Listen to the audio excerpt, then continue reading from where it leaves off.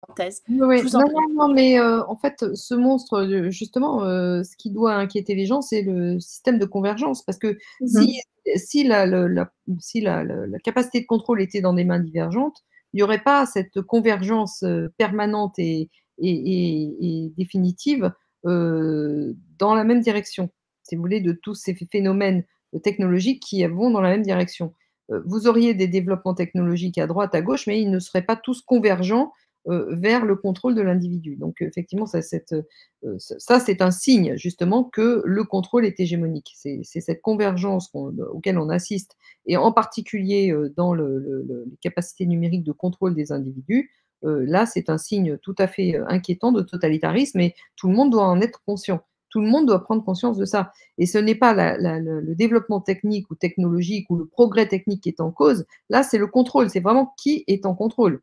Le sujet, il faut le remettre dans sa bonne direction. C'est-à-dire qu'il ne s'agit pas de remettre en cause le progrès technique, il s'agit de remettre en cause celui qui contrôle le progrès technique.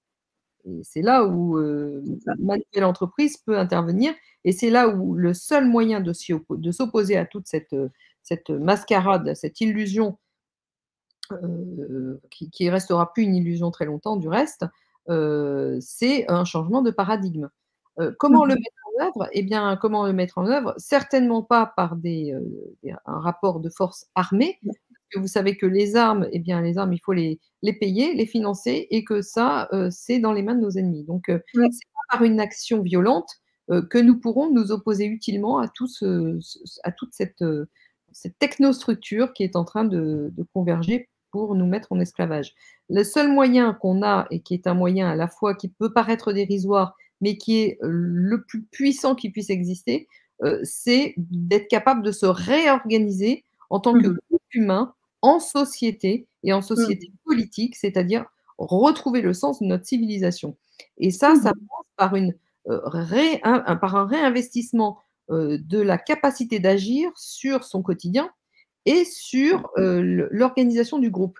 Et c'est là où je rebondis évidemment sur le projet que j'ai appelé Révolu droit, et que j'ai mis en œuvre à l'occasion d'un site internet de réforme des institutions, qui permettent justement de mettre un terme à tout ce contrôle hégémonique qui est de nature économique et capitalistique, et finalement in fine monétaire, pour réinvestir les individus dans leur vie quotidienne et dans leur vie sociale, en capacité de déterminer les décisions, en tout cas de pouvoir agir sur les décisions qu'ils veulent pour eux, pour leurs enfants et pour leur avenir. Et ça passe par la réorganisation des individus en groupements d'intérêts. Et quand je dis groupement d'intérêts, je parle du modèle des corporations d'Ancien Régime.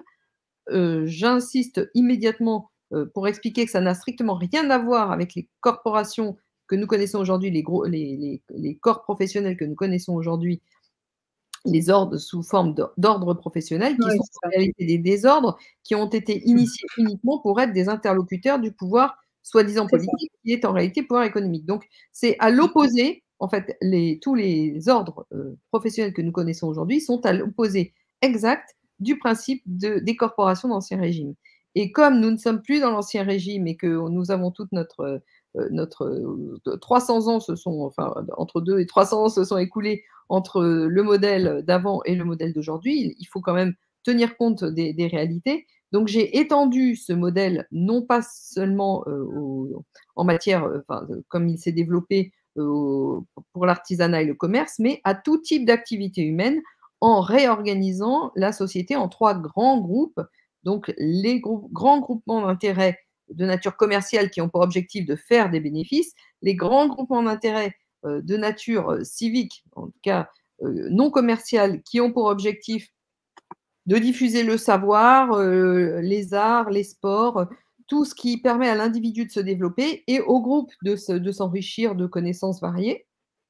Et enfin, un troisième grand groupement d'intérêts qui est de nature spirituelle, morale et philosophique, qui permet de valoriser les questionnements sur le sens de la vie, que nous devons à tout prix retrouver, parce que nous sommes devenus des sociétés instrumentalisées par le matériel, au détriment de l'idée de l'homme finalement. Donc, étant donné que toutes les grandes religions ont été subverties de l'intérieur, par ce pouvoir, temporel, mais qui est finalement un pouvoir financier et qu'aucune grande religion n'échappe à ça. On ne peut plus se fonder aujourd'hui comme hier sur, une grande religion qui a en particulier sur le catholicisme, qui a été à l'origine de la civilisation européenne, puisque aujourd'hui ce dernier est totalement subverti au profit des puissances financières. Mmh Donc il mh. Mmh. faut réinvestir en fait le concept spirituel, mais au sens noble du terme, c'est-à-dire, Mmh. pas au sens domination d'un groupe sur un autre, mais au sens, de trouver justement du sens à l'existence, à la réalité de l'être physique par rapport à l'être, spirituel, à l'être, disons, qui n'est pas matériel, mais qui est, tout en pensée et en devenir. Voilà, donc je m'excuse de le dire, beaucoup de gens, appellent ça de l'utopie, beaucoup d'autres, estiment que, le moyen n'est pas, n'a pas l'air d'être suffisamment puissant. Or, je peux vous dire que, à partir du moment où les individus, réinvestiraient ce nouveau système, c'est-à-dire se réapproprieraient la politique, Oui, tout tout à ce qui fait. existe aujourd'hui, deviendrait desséché en fait. Vous savez, Mmh mh. c'est comme, une guerre qui se termine faute de combattants. Donc Oui, c'est ça.